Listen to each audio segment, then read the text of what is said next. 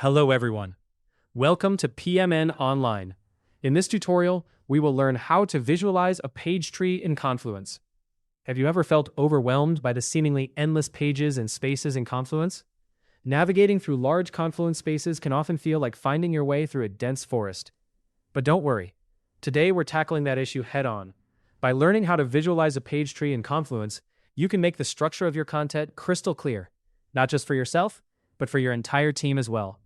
By the end of this video, you'll be equipped with the knowledge to insert and customize both the classic native page tree macro and a dynamic visual diagram using the Page Tree Visualization app. So let's jump right in and simplify your navigation experience. Let's start by exploring the native page tree macro. This built-in feature is a powerful tool that automatically displays a dynamic, hierarchical list of your Confluence pages. This way, you don't need to manually create or update navigation menus. To begin, open your Confluence page in edit mode. If you're using the cloud version, simply type /content tree. That's your command for the cloud version. For those on the data center version, the command is /page tree. Place the command wherever you'd like the tree to appear on your page. If you're new to using macros, don't worry. Confluence will guide you through the process of placing it, and you'll immediately see a neatly organized list view of your pages. Now, let's talk about configuring this page tree. One of the first options you'll encounter is the root page. This setting allows you to choose where your page tree begins.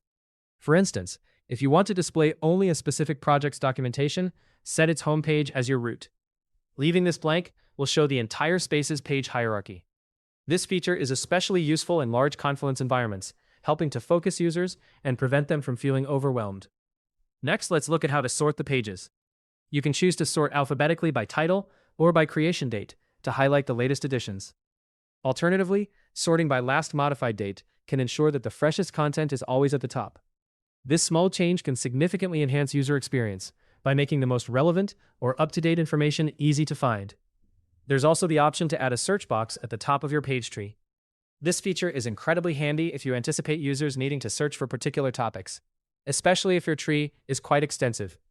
Imagine an internal knowledge base with hundreds of articles. Why scroll endlessly when users can search instantly? Let's not forget the expand and collapse feature.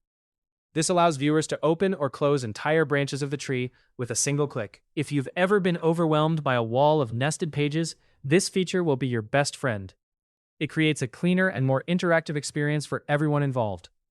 But what if you want to take your visualization to the next level and make it more visually appealing than just a text list? Enter the Page Tree Visualization app. This app transforms your page hierarchy into a live diagram, similar to a flowchart, where each page is a clickable cell. It's perfect for onboarding documents, process maps, or visually mapping out complex projects. When it comes to fine-tuning your diagram, the depth setting is your starting point. It allows you to specify how many levels deep your visual tree should go. For example, displaying only 3 levels can keep navigation smooth and focused, particularly if you have a deep structure. Customization doesn't stop there. You can use colors to make your diagram even more intuitive.